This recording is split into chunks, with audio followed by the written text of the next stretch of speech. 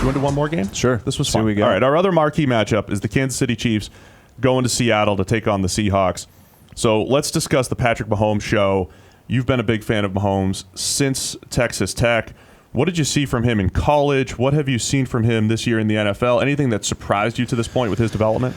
I think, to think that he was going to be leading MVP candidate at this point, nobody can say that they predicted that. But seeing, just the pure arm talent he had coming out of Texas Tech, the playmaking ability, and you saw him play enough in structure. We saw him running around a ton, but you saw him play enough in structure and anticipate windows that you were like, okay, this can happen. He had, in all of our data, the big-time throws and everything, he was up there, but then the turnover-worthy throws, he was way up there as well. So you knew there was going to be some volatility, but it hasn't shown up, I guess, as much. Andy Reid's been able to kind of control him, and I do think watching a full year of Alex Smith playing it can't be understated, because I think you learn situational football by just sitting back and watching. That's why when some of these guys get a break from playing, some of these rookies, they come back playing a little bit better. They get 4 or 5 weeks. They get to sit back and say, okay, this is what we're doing.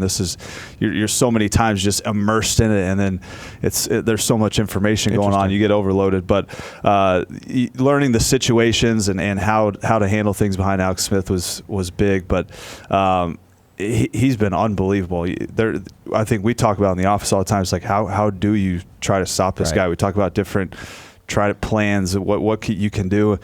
And each time, whatever a team's trying to do, he just combats it with, a special throw down the field, or he breaks a pocket on a 3rd and 8, and then all bets are off from there. So he's been unbelievable. It's interesting because people are the guys that were Patrick Mahomes fans at draft time are all taking victory laps now. It's like, see, he told you he was amazing, but it's you can't look at the guy he was in college and say, well, of course he was going to become this player, because he's doing a lot of the same things, right? All this out of structure stuff and the crazy big throws that he's making now, they were obviously there, but it's all the stuff he's doing within the structure now that I think took a massive projection to be able to say, okay, he can definitely do that. That's the big unknown quantity. So it feels a little disingenuous to be saying, well, of course he was going to become this guy, because that is a massive leap in development that you couldn't have possibly taken for granted. Yeah, and I think that style and that system, and we mentioned that he saw a ton of 3-man rush in college. They had a historically bad defense on the other side. So you try to say, okay, was he doing this because of the 3-man rush? He's trying to create windows because he has to make a play on every single drive. They can't end a drive and a punt. They're going to give up 52. They better score 54, So, but it still was hard to say, oh yeah, this guy's going to be, he's going to take care of the ball reasonably well. I think, is he middle of the pack, turnover-worthy throw-wise? And he's more, to the top end of the league, actually. Yeah. But if you include fumbles and everything, it's, top ends to just about middle of the pack. Yeah. So, but big-time throws that offset it. Right. I think I've been most impressed with, and I said this last week on the podcast, second lowest percentage of negatively graded throws. And then in the Chargers game, he missed a few more throws than he usually has. But he's not this... He's volatile in that he's had the bad fumbles. He's had, some ugly interceptions in there and dropped interceptions, but he just doesn't miss a ton of throws. And this is the whole thing. He makes the special plays outside of structure, but if he just has to sit in the pocket and pick you apart, he's not going to just, overthrow 6 passes like other quarterbacks might. I'm not going to mention Cam Newton, but Mahomes, he can pick you apart with his accuracy as well. I think that's the thing that makes him so hard to defend right now, is that you assume that a guy who makes all these crazy 50-yard bombs running to his right, back across his body, can't do the simple stuff, right? Because most of those guys can't. They make up for the stuff they can't do with these crazy throws every now and again. But Mahomes, if anything, is more dangerous when you just force him to sit in the pocket and pick you apart. So now you're at this Aaron Rodgers point of, I don't even know what the game plan is. What are you supposed to do to slow this guy down? And that's the problem that you've always had facing Aaron Rodgers, is that at least, when you're facing Drew Brees or Tom Brady, you know what you're supposed to do, right? You can't always get it done because those guys are so good, but you understand what the game plan should be rolling into the game. When you go up against Aaron Rodgers and now Patrick Mahomes, I don't know what you're supposed to do to stop those guys, because in theory, you want to try and keep them in the pocket, because when they break the pocket, they're so incredibly dangerous. but then they just carve you up. So, like, what do you? There's so much randomness to the game that I'm with you.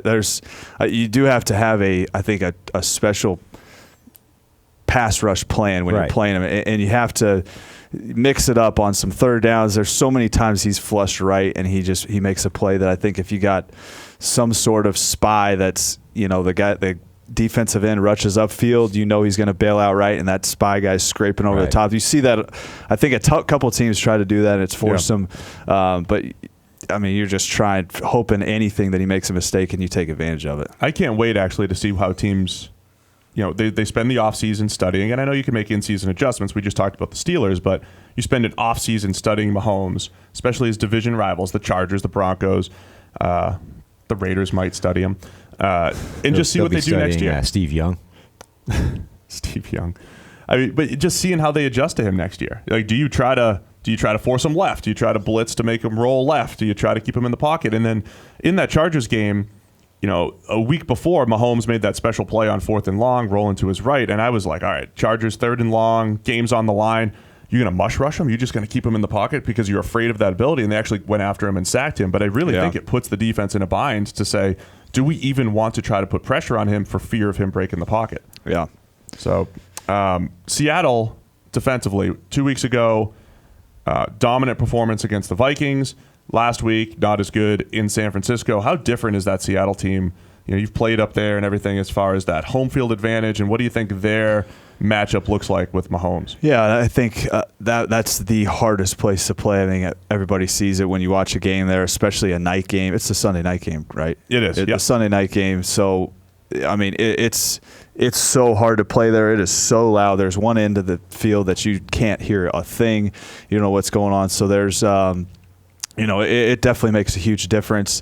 I think that Seattle's done a good job of not just playing their brand of cover 3, and they've mixed in some too high looks. They've mixed in some cover 6, quarter half, and so they've done a good job of getting away from just the staple cover 3 that they've been. So I think they'll have to have a plan to do a lot more of that. We talk about early downs, the play actions, all that stuff.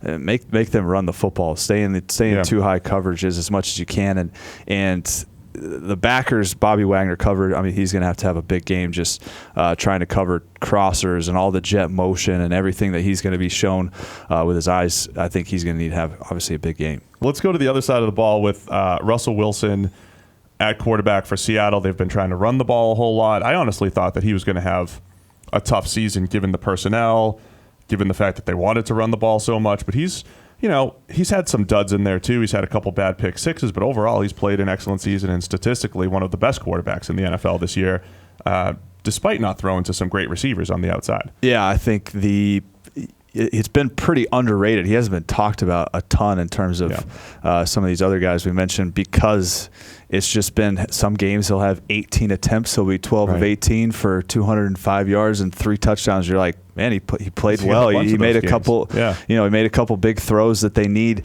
But that's what it comes down to is the control, converting third downs, and then like we've always seen him making some special throw that changes the game down the field to Lockett or Baldwin, one of those guys. So they've got some things you would think they would be maybe a little more aggressive against this Kansas City Chiefs team and try to get down the field, but that's been their style, just kind of ball control and play good defense, old school way. Should be a shootout in this one, you think? Wilson versus Mahomes, Sunday Night Football shootout in Seattle? I can see Seattle shutting them down a little bit and controlling some of it. I don't know. I think they're going to try to slow the game down, Seattle, I'm sure. But if they get into a foot race with these guys trying to go up and down the field, you definitely don't like Seattle's chances. But I think they can maybe have the goods to slow them down a touch and keep this game maybe in the 20s. I'll say this. Seattle, because of how much they want to run the ball, the idea of shortening the game and limiting possessions and stuff like that, they at least have the mentality to slow Kansas City down, plus their defense at home. So they've got the tools to maybe do it. How much does these kind of Big 12 style offenses that just points immediately, even going back to the sort of 98 Vikings type of offense, it's just quick strike stuff. how much does a team that slows them down by eating the clock on ball control, how much is being off the field for those guys piss them off more than anything else? Like this idea that you're just sitting there watching some team incrementally 3 yards in a cloud of dust work their way down the field. You're sitting there for 15 minutes before you can get back out there and fire a ball down the field for a touchdown. Incredibly frustrating. Yeah, when you're so used to playing that style and you're used to being out there and you're the ones making all these plays, and then you're sitting on the sideline, and then when you get back out there, you're pressing to make plays, and even the play caller can press because they're so used to getting these chunk plays. And so I think you see that a little bit with the Rams, even with their recent struggles, is you just start pressing a little bit. You want to make that play when you get back out there, but you're frustrated as heck watching a team take a 10, 11 play drive. Like it shouldn't. Downfield. In theory, it shouldn't do anything to you, but somehow it kind of drives these teams nuts just sitting there watching this. And then as soon as you go out, like in theory, that should,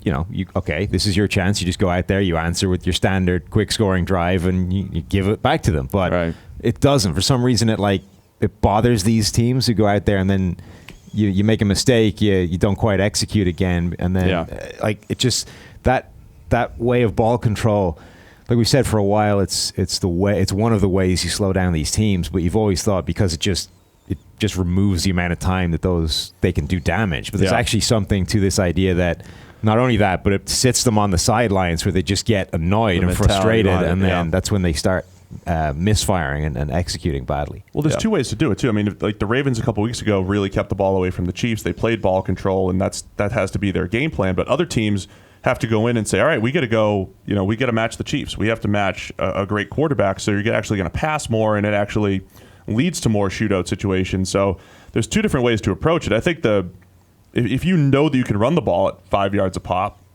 and you limit them 2 possessions a game because you're taking up the play clock, I think there's something to it, but it's also risky because if you can't run the ball, then you're getting blown out. Yeah. Well, yeah. So there's that. We're all taking Kansas City except for Gordon in this one. So Kansas City on the road Sunday night. We're all expecting them. They are in control of the number 1 seed. So if they win out, despite their loss to the Chargers, the Chiefs will be the number 1 seed AFC West champions.